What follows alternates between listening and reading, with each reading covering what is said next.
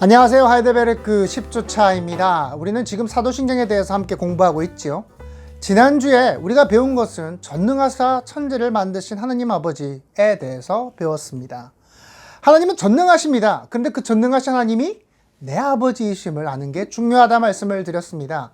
오늘은 섭리에 대해서 함께 공부해 보도록 하겠습니다. 애굽의 총리가 된 요셉은 양식을 구하러 온 형들에게 이렇게 말을 합니다. 요셉이 형들에게 이르되 내게로 가까이 오소서. 그들이 가까이 가니 이르되 나는 당신의 아우 요셉이니 당신들이 애굽에 판 자라. 당신들이 나를 이곳에 팔았다고 해서 근심하지 마소서. 한탄하지 마소서. 하나님이 생명을 구원하시려고 나를 당신들보다 먼저 보내셨나이다. 형들은 요셉을 죽이려고까지 했었습니다. 그러니 요셉이 얼마나 미웠을까요? 그러나 시간이 흘러서 이것은 내가 노예로 팔린 것은, 그리고 애굽의 총리가 된 것은 형들을 기근으로부터 구하기 위함이었구나를 깨닫게 되죠. 여러분, 하나님은 전능하십니다. 때문에 그 전능하신 능력으로 천지의 만물을 보존하시고 다스리십니다. 하나님은 천지를 창조하신 후에 알아서 돌아가도록 내버려 두시지 않으셨어요. 그것들이 잘 운행되도록 지금도 그 안에서 역사하고 계십니다. 자연뿐만이 아닙니다. 하나님은 인간을 만드시고 지금도 인간 만사 하나하나를 이끌어가고 계심을 잊어서는 안 됩니다. 모든 것은 하나님의 섭리 안에 있는 것이죠. 흉년이 들어서 모압으로 가서 살던 나오미는 남편과 두 아들을 잃었습니다. 며느리 룻만 남아 베들레헴으로 돌아오게 되죠.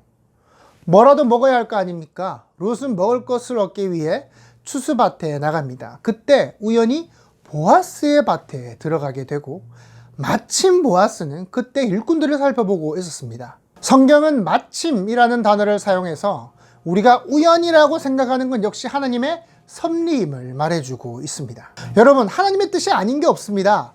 각 사람의 선하고 악한 행위를 모두 사용하셔서 결국에 그들이 하나님의 말씀이 참되다라는 것을 배우게 하시는 것이죠.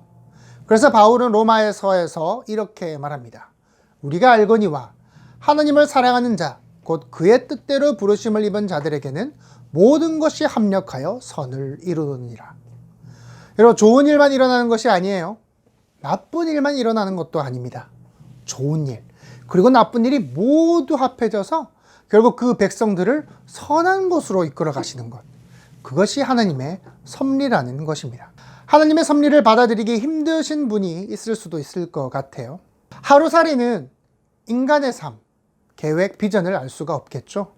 왜냐하면 하루살이보다 인간이 훨씬 더 고차원적인 존재이기 때문일 겁니다. 마찬가지입니다.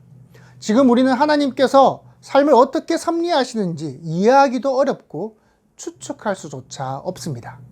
그분은 우리가 상상할 수 없을 정도로 높은 차원의 분이시기 때문이죠.